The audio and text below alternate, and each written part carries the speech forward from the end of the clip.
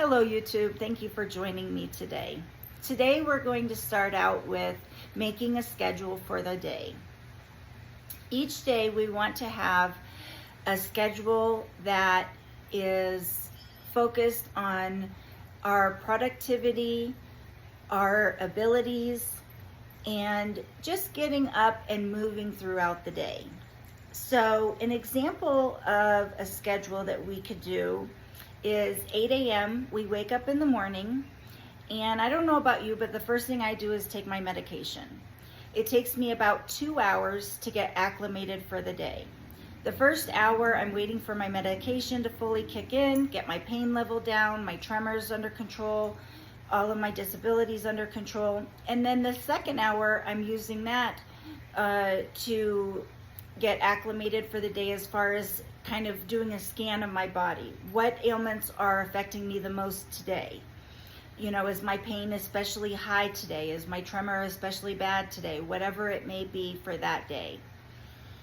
10 a.m. we're going to do a gratitude prayer. And the reason for a gratitude prayer is so often we're thinking about the things that we're unable to do, we've missed out on, we can no longer do, instead of focusing on the things that we can do. And I'm talking about very basic things like being able to see or hear if you can see or hear, being able to walk if you can walk, or being mobile in a wheelchair if you're mobile in a wheelchair. But be grateful for what you do have in this life. A quick meditation just really gets you in the right place mentally for the day. It gets your breathing regulated, gets everything kind of nicely tied up and ready for the day. At 11 a.m. we're going to do something at 10:30 a.m. we're going to get dressed for the day. And when I say get dressed for the day, I mean actually get up and get dressed. Brush your teeth, wash your face, brush your hair, put on some clothes, but actually get ready for each day. And there's two reasons for that. One is that we are more productive when we are dressed and ready for the day. And the other thing is when we get dressed for the day, when we look good, we feel good. And so it also can help with pain and managing some of our disability. At 11 a.m., we're going to do something constructive for the day. So that could be making phone calls that need to be made, filling out paperwork that needs to be done, maybe doing some journaling. These are just some examples of something constructive you can do, maybe some crafts, but do what works for you, but something constructive, okay? At 1 p.m., we're going to take a rest, and it's really important to schedule rest throughout the day. Working and living with chronic pain and disabilities is much more strenuous on the body and the mind, and so we need that time to rest and get our body back in check. At 3 p.m. we're going to take care of something important. Okay, so again, that could be phone calls that need to be made. Maybe we need to make a doctor's appointment, whatever it may be, but do something that's important to you. Maybe reach out to a relative that you haven't spoken to in a long time. At 4 p.m., we're going to have some free time. So we're going to use this to maybe watch some of our favorite shows, play some video games, whatever it may be, but do something fun. At 5:30, we're going to have dinner. And with dinner, maybe you're going to spend some time to talk with your family, your friends, whoever's over, or, just watch one of your favorite shows with dinner, maybe watch the news. At 8:30, bedtime. So as you can see, I've scheduled a lot of time for rest and a lot of time to sleep in the night, because we need a lot of time to recuperate when we have all of these things going on with our bodies, chronic pain and disabilities. Here are some ideas to help you make it your best life and the best that it can be. The very first thing is therapy. We take care of our physical health all the time. We go to doctors and specialists for our disabilities. We get checked out by the doctor maybe monthly or every 6 months at least. And so we take care of our physical well-being all the time, but do we take care of our mental well-being? Mental well-being is just as important as physical well-being. And having a therapist can keep you grounded, can help with triggers, can help with all sorts of ailments that you might be dealing with.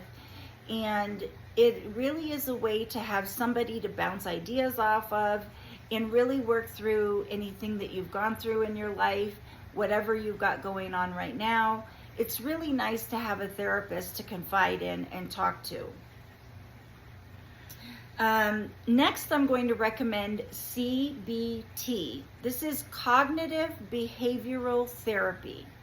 Cognitive behavioral therapy is a therapy that teaches you how to deal with your triggers that might increase your pain or make your disability worse. I know when I get upset or anxious, my tremor gets really bad. And sometimes it's to where I can't even walk. So it's really important to learn how to deal with triggers as well as past traumas. This CBT can help you deal with all of that.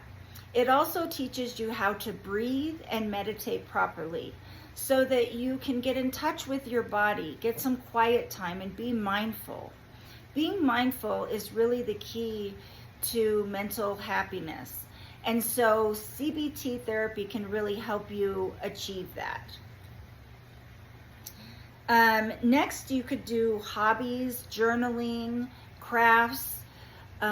These are all things that can help you live your best life.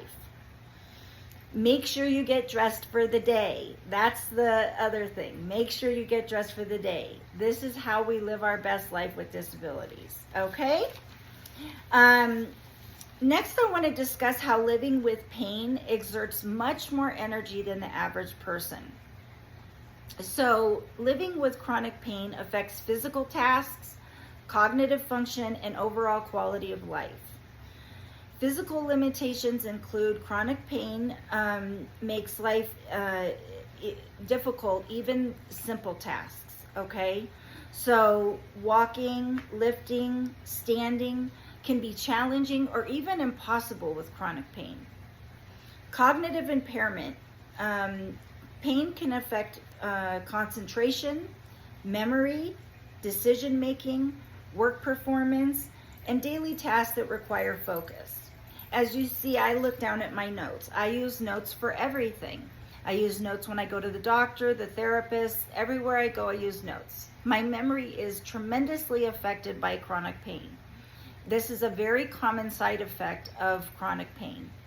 So using notes is something that I do to help me get through each day.